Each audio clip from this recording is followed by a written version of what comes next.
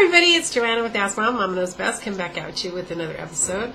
I wanted to talk about something that I think is important with regards to all of us that have our wonderful pets. I was watching a video from, I believe it was Buckeye Prepper, and he was talking about how he was caught off guard when his puppy had just received a series of immunizations or vaccines, whatever you want to call them, and he went into anaphylactic shock after he'd come back home. At the same time that happened, a storm hit, and there was power out, as I understand, as I recall, and so he had to, he went looking for the Benadryl, and he was out, and he felt really bad, and he had to go find a store that was open, and of course everybody else was, looking for an open store too, drugstore, and he had to wait in line, and it all turned out okay in the end, but he was caught off guard, and he felt really, really bad because he is a very well self-reliant. I shouldn't say it was well self-reliant. He's a very he's on top of his game with regards to his prepping and skills. He's got mad skills, and this one little thing that happened, this slice of pie of pet preps, caught him, off guard, and I guess on the good side, even though this was a terrible thing that happened, and his dog's okay now, the good part was it made me get up and say, ooh, you know what? I need to go check and see if I've got the Benadryl on. I'm just the liquid antihistamine. I carry that, and I always have the, I buy the, I don't need the name brand. I'm just saying that just so y'all know. Anyway, so I researched it a little bit, and this is what I came up with. They were basically household medications that can be used for puppies or for your pets. And of course, the first one was Benadryl, and it treats allergic, itching, etc. The other one was buffered aspirin for pain relief and anti-inflammatory reasons for your dogs. The other one was Dramamine, okay, reduces motion sickness. That's something this guy needs, because every time I put him in the car, he looks like Hooch, the dog that was drooling all over the place. He does that, and I thought, well, no problem. You know what?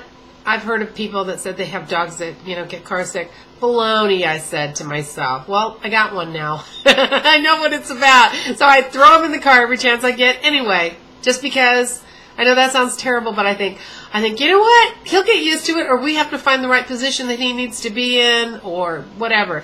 The only time he never got sick was when I put him on my shoulders, laying behind my neck, between my neck and the car seat, which isn't really a safe thing to do. But he was smaller at the time. Anyway,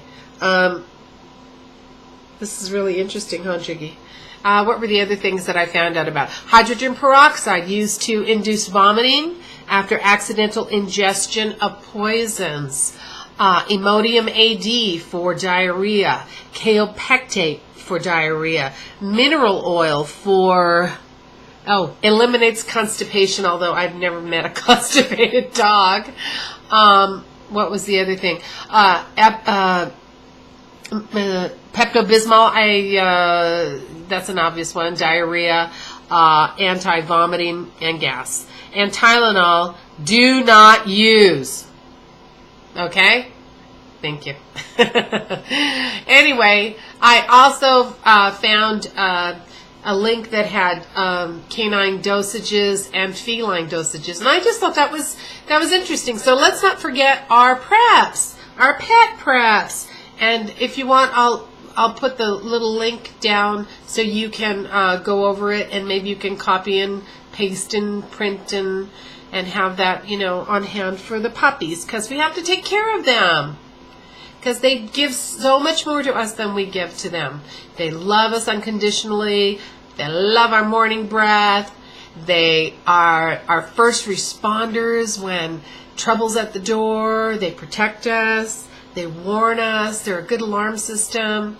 They love to live in a pack atmosphere. It makes them happy. And they totally trust us to take care of them and their every need.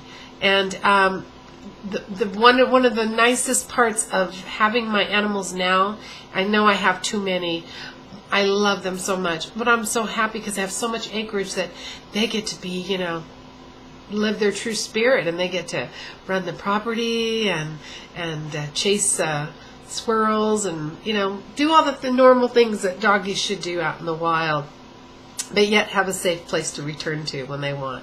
So anyway, and this one here, this one's a thug. This one is 9 pounds of thug. He will chase a deer, and although I kind of know when the deer come around, so I make sure the dogs, I try to make sure the dogs are not out at that same time when they're going down their trail. They have the routine that they, in a trail that they like to go down in certain parts of the day. So I try to make sure that I don't like to stress them out. I know I'm sitting here raising meat rabbits and chickens and all that stuff. And if I was hungry, I would eat deer, no problem. We're all good. But I just, they're just living. They usually live within a 1 mile radius of where they're born. So it's not, don't think that they're just passing through. If you kind of live in the country, and you probably already know that. I'm not trying to be a know-it-all. But, they live here too, so we respect them and appreciate them. Okay, that's all good. So say bye-bye, Jiggy. You gonna sing? No. Okay. So there's my little list, and household medications for pets, very important. Don't be without it, because just like we have to prep for ourselves, we have to prep for our sweet, sweet, sweet, sweet, sweet doggies. We love them so much, and my kitty cat too. I love you, Dexter Morgan.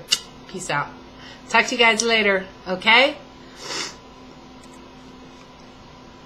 Aren't you gonna say goodbye, Jiggy? Say bye-bye, everybody. I'm a thug. I'm a thug. I love him. He's cute. Oh, he hears something. What is that? What is that?